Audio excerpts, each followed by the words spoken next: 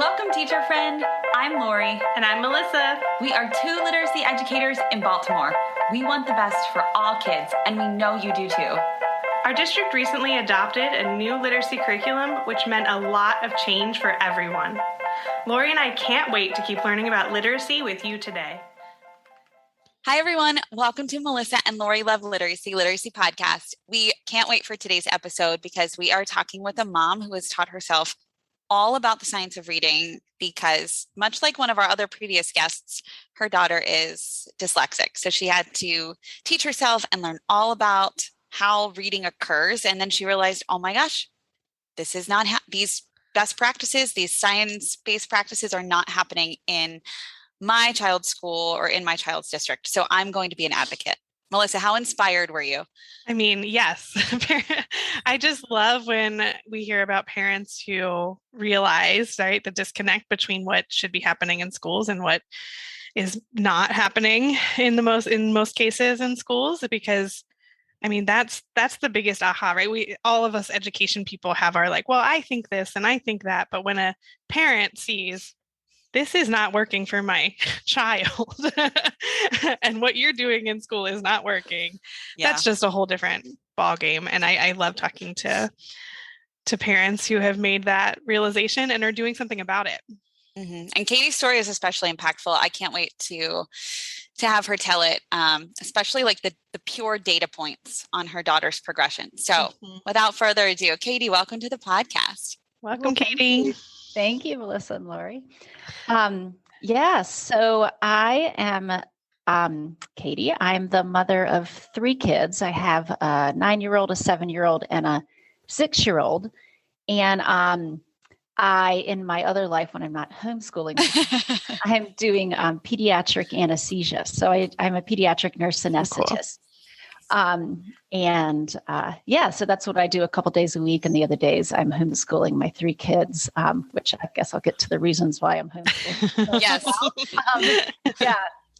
So I started out with my daughter, who's now 9. She's in 4th grade, but she started kindergarten, and we kind of thought we had her prepared for, like, whatever you need to have your kid prepared for. We'd read to her all the time, and sure.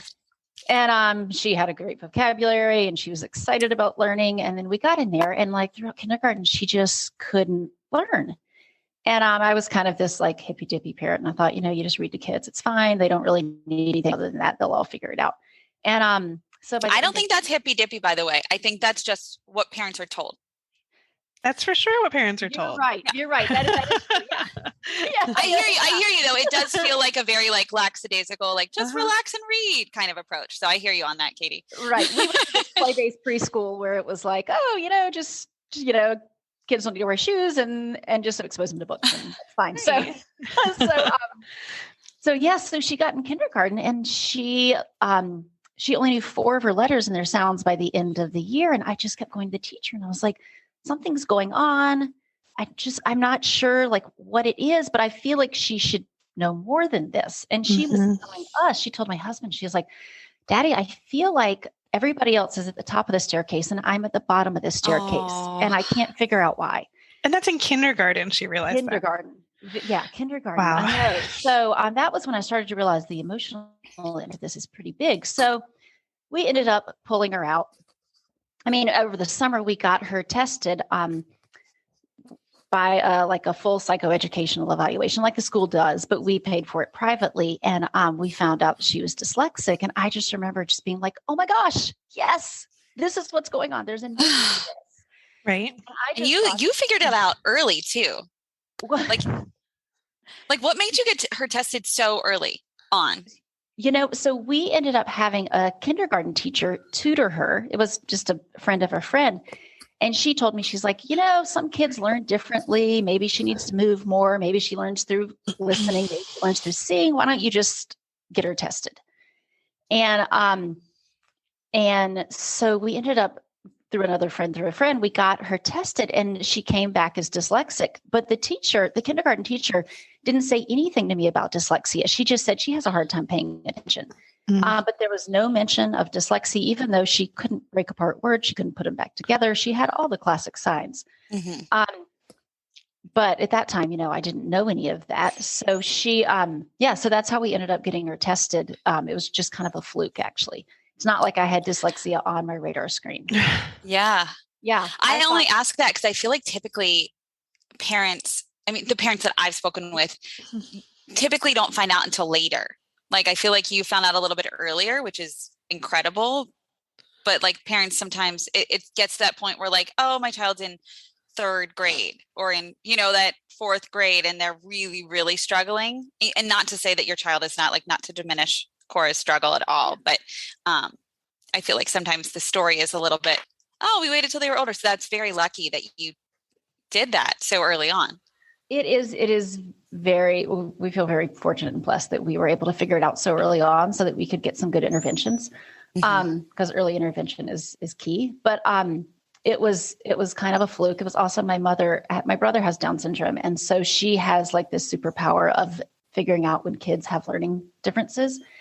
And so my mom just kept saying to me, she was like, Katie, I don't know what's going on, but there's something going on. You have to figure out what's going on with Cora. And so that was kind of the thing that kept pushing me to like dig deeper and dig deeper and dig deeper. And I kept digging deeper with the school, and they were like, no, everything's fine. And I was going back to my mom saying like, no, the school says everything's fine.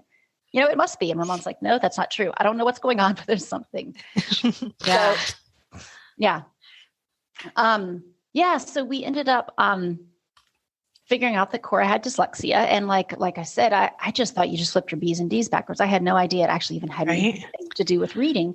Yeah. And but then as I started to like dive in and realize, oh, this is what's causing her reading difficulties. I remember going to her 1st grade teacher, who was a delightful lady, but I remember going to her and telling her like, so Cora, that's my daughter, has dyslexia, and thinking she was going to say, oh my gosh, thank you so much for figuring out what it is. Now we can know what to do with it. Mm-hmm. That was exactly what I expected to happen. And instead she got a little angry and kind of like didn't really, was like, well, I don't know. Sometimes kids learn to read at different speeds, and I wouldn't know what to do with that anyways. And I just remember like going home and thinking, did I say something wrong? Like she was kind of angry at me. Like, what do I do with this?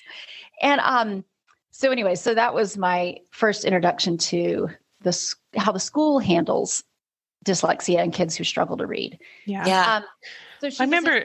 Oh, sorry, Katie. I was just going to say that I know Lori and I have talked about this before. We both have our master's degrees to be reading specialists and have minimal training in what to do with a student with dyslexia. And that to me is kind of shocking. Like from the teacher end of things too, like I wouldn't know what to do either, which is terrible, but I get where she was coming from as well. It's and it was interesting that the principal actually has a special ed degree, and she told me kind of the same thing. Like, well, some kids learn to read in 5th grade. It'll all come together. You're like, it's not coming together though. Yeah. You know what I wonder though, Katie, what I'm wondering as you're talking, I was over the weekend, I was talking with a new friend who's a pediatric nurse, and she had listened to the podcast. And she was like, so I have a daughter who's struggling. I'm really curious about like the science of reading stuff. And I said, well, let me just preface the whole thing in that education is new to science. Like new, like, right. We're really trying to use science now. Whereas your field of nursing, all you use is science. And she just like, she couldn't, like, I was, trying to explain it to her, like, words have letters and letters have sounds, and we want to use sounds and not use picture cues. And she's like, I just don't understand, because what you're saying kind of feels like it makes like a lot of sense. And I'm like, kind of like, duh, obviously you would sound out words, like, but so I wonder, Katie, if like your instinct in the medical profession had an impact. Like, did you ever think about that or make that connection? Like your field is so science-based, it has to be. Yes. I make that connection almost every day when I'm either doing anesthesia or when I'm like working with my kids. I think about it all the time. Like I had this kid the other day who had severe mitral valve stenosis. So I do mostly pediatric cardiac.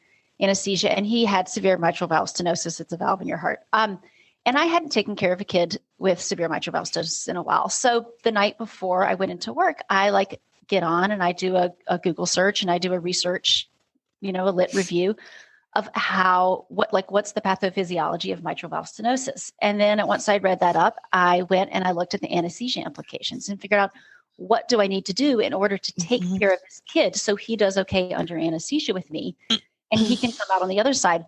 And then I think about the parallel with that in school, if you end up having a child with dyslexia, from the medical standpoint, you would go in and you would look up dyslexia. You would figure out the pathophysiology of dyslexia.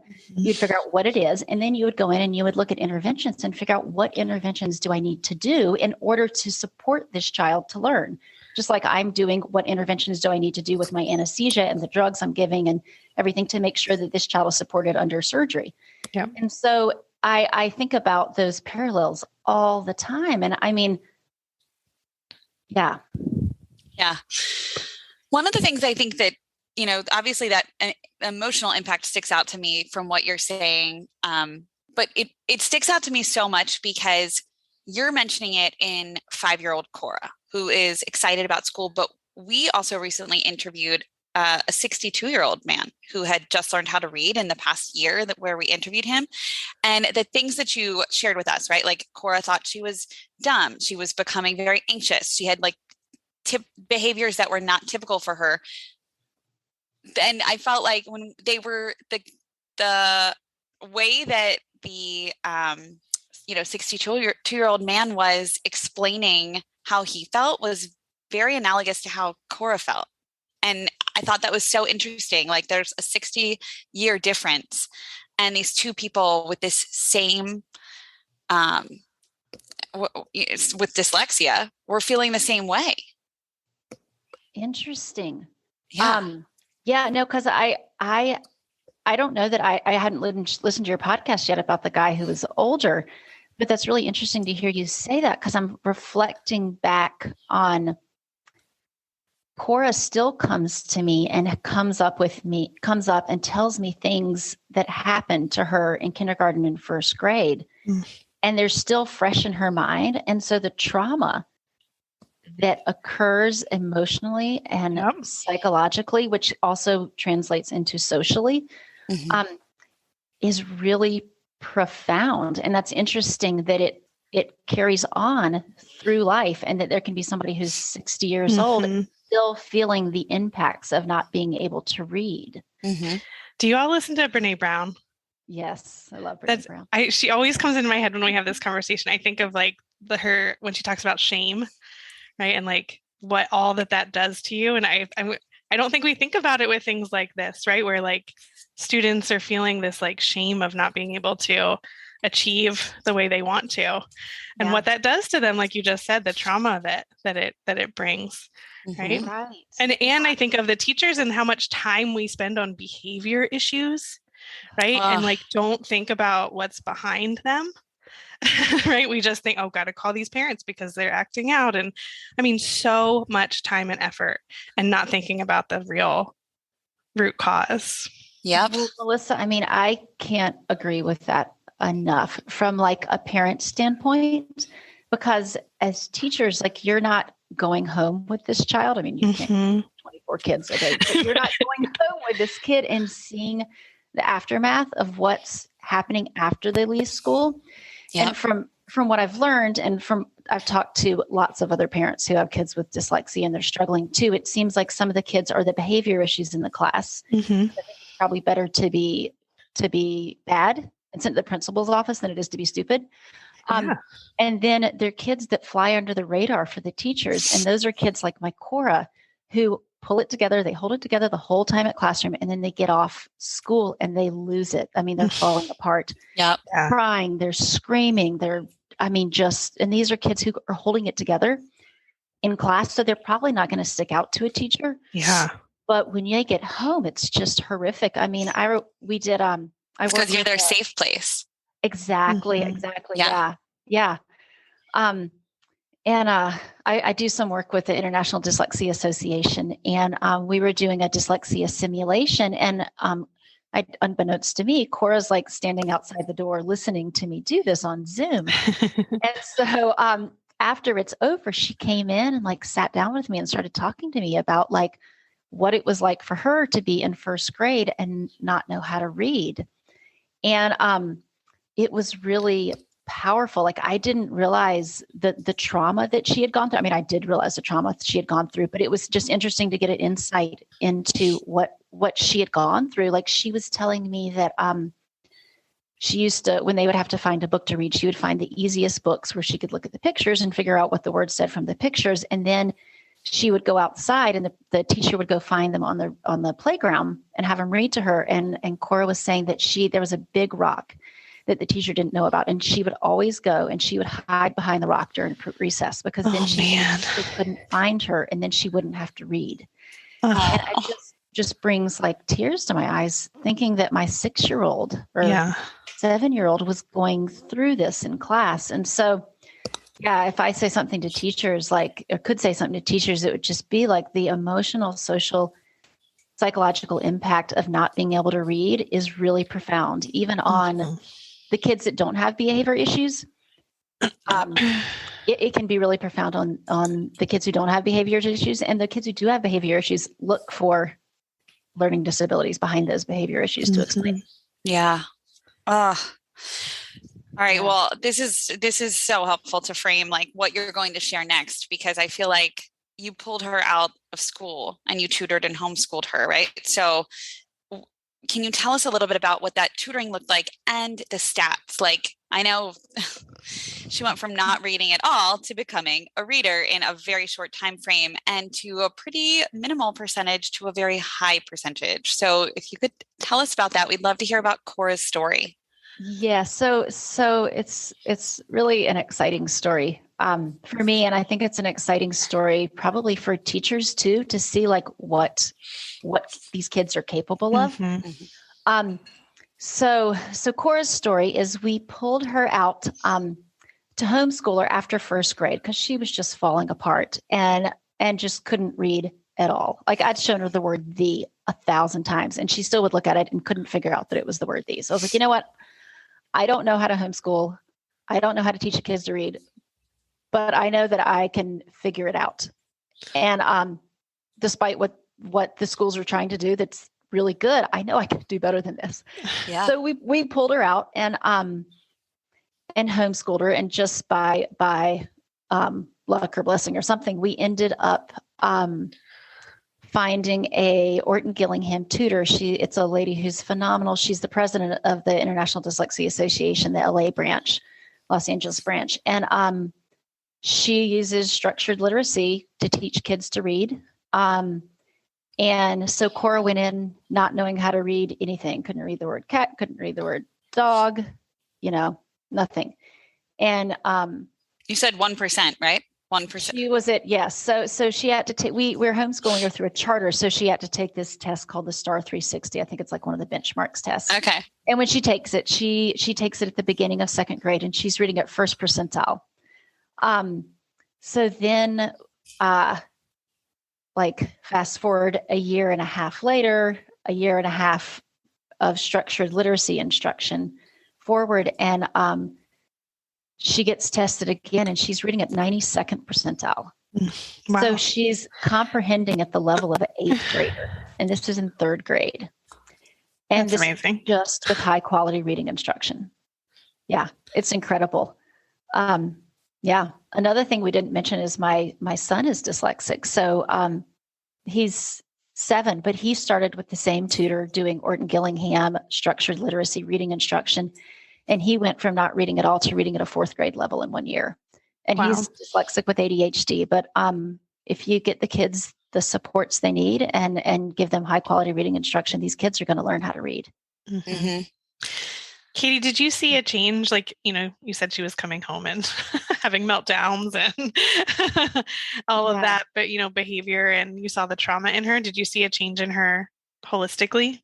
Absolutely, Melissa. Yeah, we saw a huge change in her. She, like, before she went to kindergarten, she was just this child who was just full of joy. Like, if I could use any word to describe it, would be joyful, super joyful. And then for 2 years there, kindergarten, first grade, she was a disaster. And then once we got her back into a homeschool environment, she realized she could read. She realized she was capable of it, and she stopped comparing herself to everybody else in the room, and she started getting instruction that worked for her. She went back to being that joyful child. Yeah. The only thing that was a struggle is she still had some, like, trauma. Almost sounds like a strong word, but I don't think it is too strong of a word or too dramatic of a word, because she went from lost my train of thought there. She had this like leftover trauma from having been in a place where she couldn't read and she could see everybody else reading. Yeah. So we actually ended up having to put her with a therapist, which if you had ever told me I was going to put my 7-year-old with a therapist, I would have told you I was crazy. No, like, do that. And then I realized, no, that's actually not true. So we ended up doing like a year of therapy with her just to kind of overcome the emotional and like educational trauma. And and it's interesting. She took about a year off from therapy, and she's just started back in a schooling environment, like 2 days a week now. We're still homeschooling her, but 2 days a week she's in a schooling environment, and we ended up putting her in therapy for a month prior to that, just to kind of help her to prepare her for, like, you were in an environment where you weren't supported and you felt awful about yourself, and you're going into an environment and you're a new person and you can read and you're going to do great. But it's interesting that, like, we had to end up putting her back into therapy just to kind of deal with the trauma that went on from not being able to read. Yeah. We're big therapy fans. We feel, I mean, Melissa and I just think it's so helpful for kids and, I mean, adults alike, but kids especially, to have someone who's not a parent to talk to and to help them think through stuff. Yeah. Well, and I think too, like, when you said like trauma, I don't know if this is trauma, but it is, right? I mean, if you think about this, trauma. Like 5-6-year-old who is hiding from her teacher every day on recess instead of being able to just enjoy recess because she's so anxious and nervous about having to read. I mean, that is just, oh my gosh, that would have broken my heart. Like, had my child come to me and been like, I was hiding behind a rock. Like, I can't even imagine how you felt. Every day, it's day. not like it was a one-time thing. It's like, that's stress for a child. And it's interesting. It's also stress for a parent. Like, I mean, I haven't been through therapy for it, but maybe I could. I used to volunteer in the class. It was like 40 minutes a week, but I went in and there was a time where they did a thing where they would read aloud to a partner. And I'm in this small group and there's like 6 kids and they're reading aloud to the partner. And I am just so upset inside because I'm like, Cora can't read. Why would you have her read to a partner when she can't read? That's so embarrassing. And there's so much shame in that. And the interesting thing, and this might be interesting for teachers to hear too, is I was like, my jaw was on the floor listening to Cora read.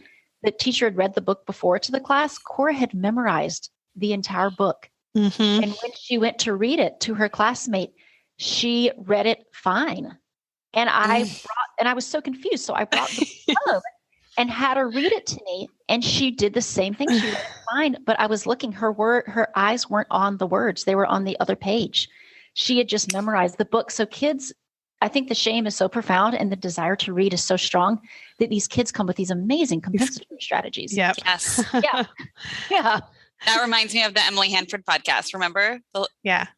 The girl, the little girl memorized words and books like it was nobody's business because she find ways to look like they are reading. Yeah. Yeah. Katie, you said that it's, it can be stressful for parents. And I think you said you kind of lucked out with the tutor that you found and you were able to, pull Cora out and homeschool. I'm wondering about I know that you're now advocating and helping other parents because I think that's where a lot of parents' stress probably comes from is when they just don't know what to do, right? If they're in a similar situation as you were, but are like, I don't know. I don't know where to go. Right. Yeah, no, let's see, where do I go with that question? There's a lot of different directions I could go with that. Yeah, when I first realized that Cora had dyslexia, it was a struggle to figure out what to do with her. Mm-hmm. I mean, now, of course, I know where to go. I turn to you. I turn to Emily Hanford podcast. I turn to, different podcasts and textbooks and David Kilpatrick. But when you're a new parent looking at this, it's hard to know where to go. And there's a lot of snake oil salesmen out there trying to sell you sticks. Yeah, it's really a challenge to find good resources. You can always go to the International Dyslexia Association. They have a lot of branches, and that would be a good resource. But my goal and advocacy within our district is so that parents don't have to do this 2-year scramble and try to figure out, what does my child need to learn to read? Okay, now that I know how to teach them to read, how do I find somebody? How do I get them the extra supports they need? Like, my goal in advocating is so that other parents don't have to go through what I went through, so that their children don't have to go through what my child went through. I want the schools to be the resource, the schools to be giving high quality reading instruction in the general education classroom so that all the kids can learn to read. And that portion of kids that needs extra support, when the parents need to know what does my child need to learn to read better, they just go to the special ed department. They don't have to go outside to a private tutor that can cost between $50 and $100 an hour. Yeah. Because there's a lot of kids out there, obviously, who can't afford that. Their parents can't afford that. I mean, we are blessed in that my husband and I have made it work, but I've talked to a lot of people who are scraping by. Their parents are paying for it. Their grandparents are paying for it. They're taking out mortgages on their house. They're doing things like trying to find money to pay for private tutoring. And then there are people out there who just don't have resources at all. Yeah. And those kids end up being the kids who end up having really poor outcomes. So that was a long and kind of winding answer to your question, but that's my goal in advocacy, is so that the schools are the places that you turn to when your child is struggling. Yeah. To read.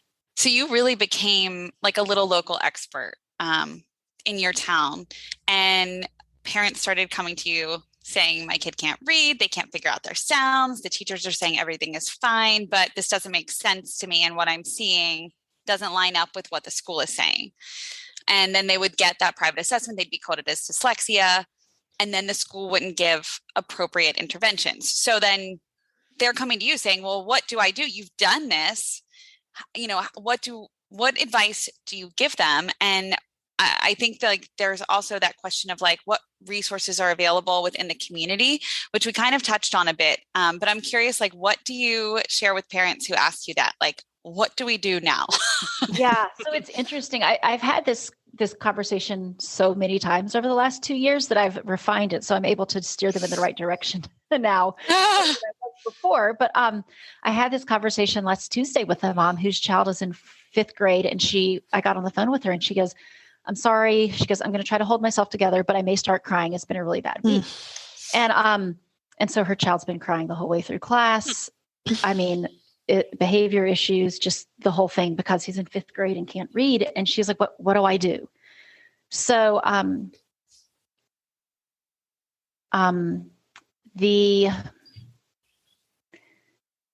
I usually recommend getting a psychoeducational assessment through the schools, with the caveat that different school psychologists are going to do different assessments. And just because they say something isn't going on, they say everything's okay, that's not necessarily the case. Can you share, do you know why? I don't know why. I'm not sure if it's that those school psychologists are not up to date on the science of reading and up to date on research about reading and how reading works. But I went to a school psychologist and told her, my son's showing the same signs of dyslexia. My husband has this. My daughter has this. My son's showing all of these signs. I'd like to have him assessed. And she said, no, I've talked to him. He's fine. He doesn't need anything. And then we went to a private assessment and he has dyslexia. Right. So And it just makes so much sense to have the school be the resource, right? Like the district and the school, like to have these private assessments seems wild. Like the schools could be the place for parents to go. Right. Well, and how many teachers wouldn't question it because it is coming from the school, right? Like, well, if the school psychologist said so, then that must be the case. Right. And I had talked to my child's teacher and said, hey, listen, I just want you to know we have a strong family history of dyslexia. My son is showing signs of dyslexia. I want you to know this. And then the school psych comes back to the teacher and says, no, he's fine. He doesn't have anything going on with him. It's just, yeah. So much going on. Yeah, There's so much going on. I think there could be some professional development because I don't think the school psychologists are out there to do the wrong thing. I think they go into school psychology because they care about kids and they want kids to thrive. Right. But I think there's probably some professional development for school psychs that would be really helpful as well. Mm-hmm. So I tell the parents, get an assessment from the school. If it says something is going on, then talk to your school about it. If they say something's not going on and you still have a suspicion, then go get a private assessment. Yeah. Or you can get a IEE, independent educational evaluation.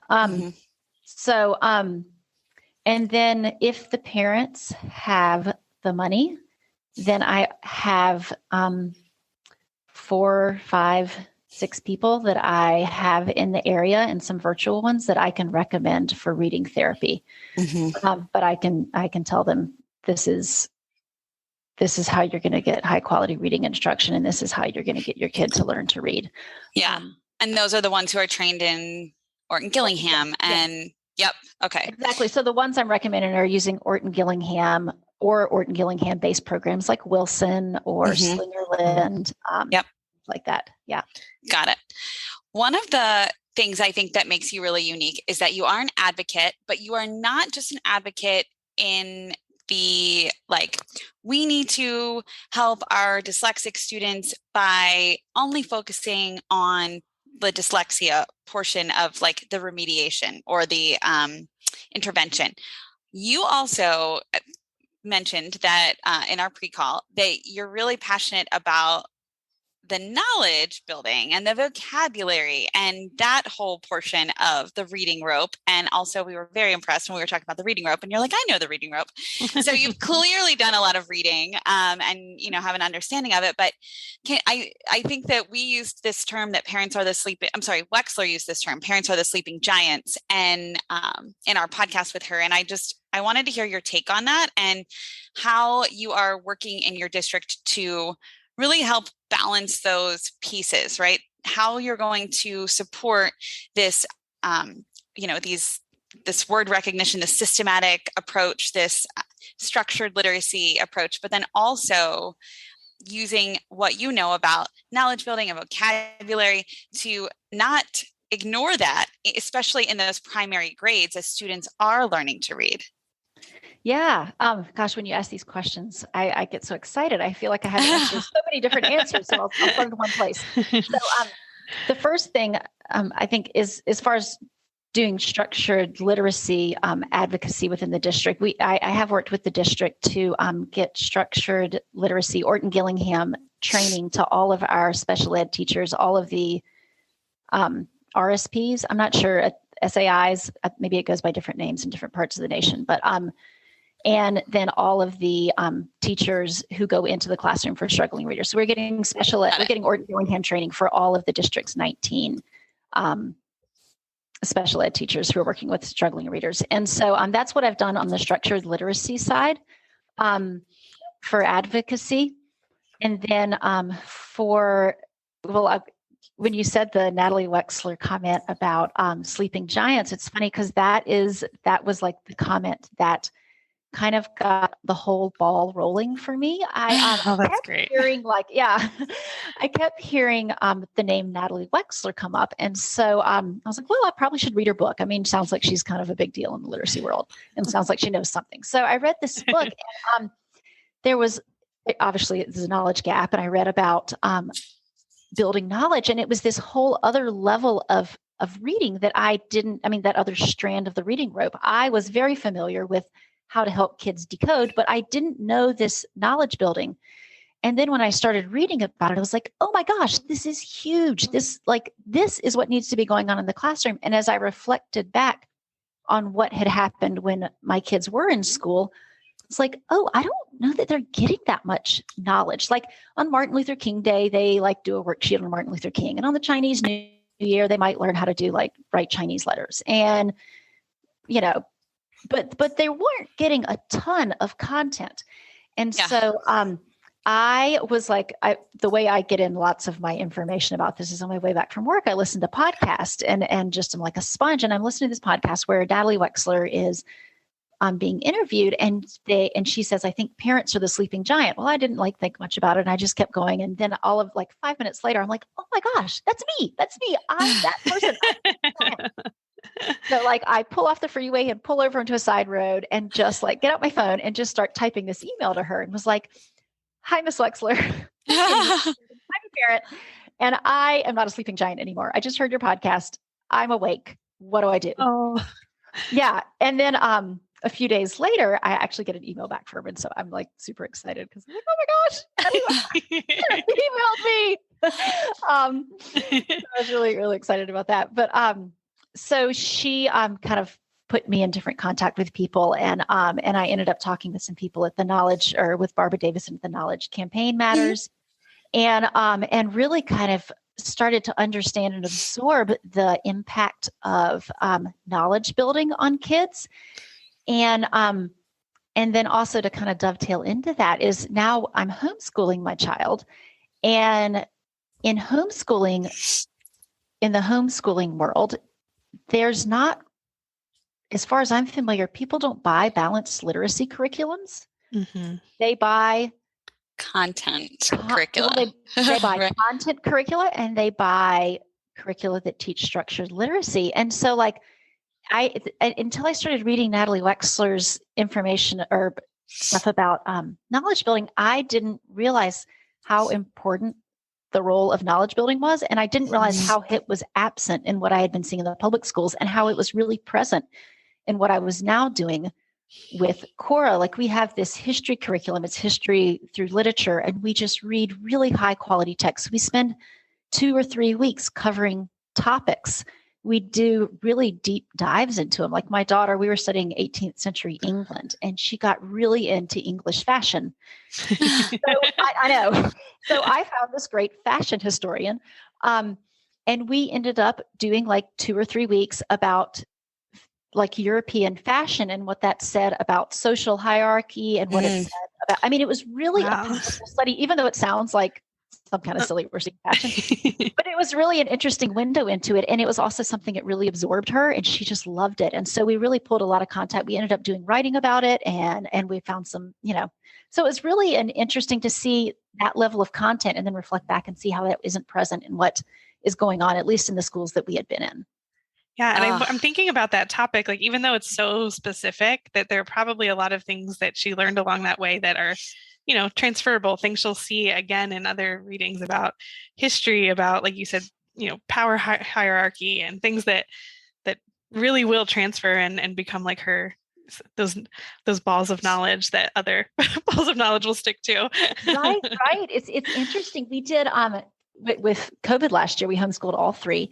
And, we did for Black History Month, I had gotten a book called Black Heroes, and my kids were obsessed with it. So every morning at breakfast, we would read, about one Black hero, whether we're reading about Arthur Ashe or trying to think, Hatshepsut, the Egyptian pharaoh, or, Harriet Tubman. And the kids loved it. So we did Black History for 4 months. We ended up getting some books on Harriet Tubman. We got one on the Underground Railroad, got one on the civil rights. And then we were also studying geography. So we're studying all about, the different states, and we moved to the South. And then we were reading books about the civil rights movement while we're studying Alabama and Mississippi and Georgia. And it really just tied well together. It was really amazing. You can see the kids pulling different pieces of information from different things they're learning. And so it's really cool to do these deep dives into content. Like in science, we did this I don't actually know exactly how I ended up doing a study on fungus, but we got really for like, I don't know, a month. I mean, we did a deep, deep dive into fungus. And it's really been cool to see how the kids have tied that together. And then we ended up going to Maine on a biking trip and like actually seeing lots of fungus. We live in Southern California. There's not as much fungus. There's not a lot of fungus for you. Yeah. But so anyways, it's been really interesting to see this deep dive into content and building vocabulary. And yeah. Oh my gosh. Well, as so you were cool. talking, I was like, oh, I feel like I didn't do as good of a job in COVID as you did. So kudos to you. That's amazing. I love hearing about the topics and the content and just how interesting it all is to kiddos. And again, I feel like it's like that kind of like, well, if kids aren't learning about stuff in school, then what are they learning about moment? You know, that's what I keep thinking. Like, I feel like you had said knowledge building isn't on anybody's radar. Like that it's not taught in schools. It's not. I really, at least in my experience, is not. And it was interesting with COVID. I felt like COVID opened this window to like everybody could see what was going on. Yeah. And we got the text from our districts about social studies and science and they didn't seem to be that cohesive. But all that said, I didn't ever see those things coming home. Like when our kids were in school, I don't even know if the curriculums were being used. Like I didn't ever see any of the information in the curriculum making it home. That's and I don't, yeah. So I'm not sure if that's because most of the time is being spent on reading and math, but in maybe less than effective ways. You have to spend more time on reading if you're not getting good results. But if you're not getting good results, it's because you're not teaching reading effectively. So now I lost my train of thought there. No, I agree. Like if parents, and when I say anyone, like, you know, no one's asking about knowledge building. Like I meant the parents, like, but you're right. Like we did get a window into it. And even I got a window into it, you know, and I had known what my child's school was using. She didn't read a book her entire third grade year until they started James and the Giant Peach in May. And it was like a totally rando choice. Just like, oh, well, we always read this one at the end of third grade. I'm like, well, what knowledge do they have? Like, what is this working toward? And it just was very randomized. But I think that if we could help parents understand, so that's why I think you're such a gem, that knowledge piece is just as important as the structured literacy part. It's just that structured literacy is, I think, like the thing that you can see, whereas knowledge building is in your child's brain. Like that's a little bit invisible in terms of output. Like it's not as easy to see. Yes, I agree because, and also some kids are getting that knowledge building piece despite school. Yeah, that's right. Like they are getting it because their families are visiting museums on the weekend, or maybe they're traveling to Europe, or they're going to Yosemite, or maybe they're taking ballet classes and art classes and taekwondo. Yeah. So those or like even TV shows. I was watching a silly dinosaur show with Elliot last night, and I was like, he's really like learning a lot about dinosaurs, like herbivores versus carnivores. I was like, there's a lot in this silly show. Yeah, absolutely. We watched a video on lichen the other day from SciShow Kids, and like it talked about lichen, and then my Jonah started talking about lichen on on our walk downtown, and so it's interesting to see how much he's pulling out of videos as well. Yeah, I think we're talking about so much privilege here too, right? Like exactly, that's what I'm thinking. The kids at the bottom of the rung, whose parents maybe don't have the bandwidth to advocate and to supply them with this. Those kids are getting left behind because those, even if they can read, even if they can decode, I don't know that I don't think they have the background knowledge to be able to comprehend what they're reading. And so I think advocating for those kids, I'm certainly advocating for those kids as far as structured literacy so that they can actually decode the words they're reading. But I also want to advocate for high quality instructional materials and good content, so that those kids, if they see the word Inuit, or if they see the word fungus, or if they see the word, I can't think of anything else, they know what those words mean, because you can't comprehend if you don't understand what the vocabulary words, even if you can decode them on a page. And so I think advocating for background knowledge is just as important as advocating for structured literacy. Mm-hmm. Yep. Yeah. And this reminds me of a difficult battle, but oh yeah. I was just going to say, it reminds me of the podcast we just did with Nell Duke, who said, like, and these two things should be happening, right, at the same time. It's not often it's like we focus on one or we focus on the other, or if it's not a problem, we don't focus on one or the other. But like both of those need to be happening really before school starts, honestly, but especially from their youngest years in school. Right. I mean, I think too about medicine, like I always go back to medicine, and like, I think, what if I didn't know about how to take care of my kids under anesthesia? Like, right. It's my response. Like, I would be killing kids kind of left and right. Like, you have to know how to do effective interventions, whether you're doing medicine or whether you're teaching kids to read. They both involve science. And it's just this, that's one of the things when I first got into advocacy, I was just befuddled. It's like, why isn't this happening? In medicine, when you figure out what to do if a kid has Duchenne's muscular dystrophy, everybody does it. Everybody reads the research, and then you do effective practice. Right. And I just was befuddled that why doesn't that happen in schools? I'm still befuddled. We're actually very befuddled. Yeah. I was going to add another fun word to that. I was like, this is quite a kerfluffle. Like, it is definitely like every day I'm like, why are we still doing this? Yeah. Why? Yeah. Yeah. Yes. We feel you. That's the question. And I love that we came full circle. Yeah. I was just going to say, I've got so many friends who are teachers, and then just seeing the teachers that my kids have had who are great people, who are really trying hard, and they just don't know this information is out there. Yeah. Yeah. I feel like we started this podcast to get like the good word about high quality materials out there, and just to kind of spread some good, like, let's hear good stories. And now it's like, I feel like I'm advocating too, like there's so much that I hope that people can take away, like, parents and educators from this podcast. It's just, your story is really invaluable. So we are so thankful and grateful that you shared it today. Absolutely. Well, thank you. Thank you for having me on. It's been an honor. Before you go, Katie, that we always ask for a piece of advice from our guests. So I hope you're ready to share. I am ready, but I was actually, knowing you were going to ask this question, thinking, I've already said it. That's okay. It's okay. Reinforcing something you said is fine.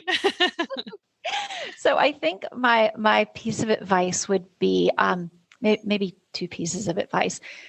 One piece would be that, just to go back to the emotional and social, like psychological impact of not being able to read, and just to let teachers know how profound that impact is on the child. I mean, it lasts for years. And it's, even if you aren't seeing the behaviors in class, those children are still struggling. I know this from the struggle with my daughter, and I know this from the tons of other parents I've talked to whose kids are all going through the exact same thing as my daughter. So just recognizing, like, what you're doing in the classroom with reading instruction is not just preparing the child to be a learner for the rest of their life, but it's also preparing the child to be mentally healthy, or at least giving them a step up as far as mental health. Absolutely. So that reading is really important from the emotional impact point too. And then my other thing is I think back to how I take care of my patients at work, and understanding I'm not taking care of 24 patients at once. I have one patient in front of me who I'm anesthetizing, so it's different. But I get in there and I do the professional development. I do the continuing education so that my children that I'm taking care of can have good outcomes from their surgeries and wake up from their anesthesia safely. And I think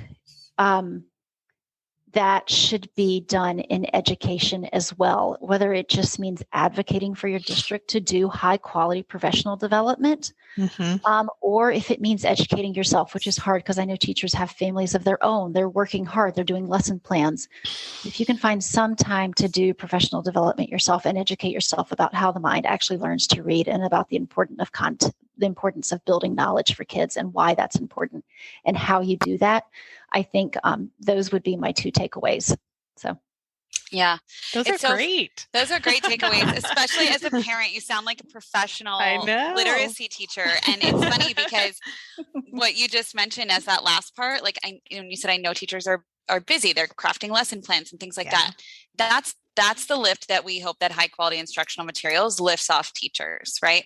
And one of my good friends is a teacher. We went through undergrad together and did lots of, student teaching together, everything. We're still really good friends, and she doesn't have high quality materials. And she's like, I listen to your podcast and I just think what I would give to have the lesson plans already done so I can think about my students and how to use what's in front of me to help them read, learn math or whatever, rather than have to craft plans or put together 12 different things from the district.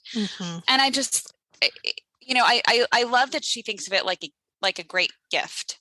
And I think that that's like the kind of the narrative that we're hoping to shift, is like that this is a beautiful gift for teachers that, like you said, Katie, can help them to have the time to read the science of reading research and to become more adept at drilling down into the students. Like maybe somebody could have noticed about Cora, had Cora's district had high quality materials, right?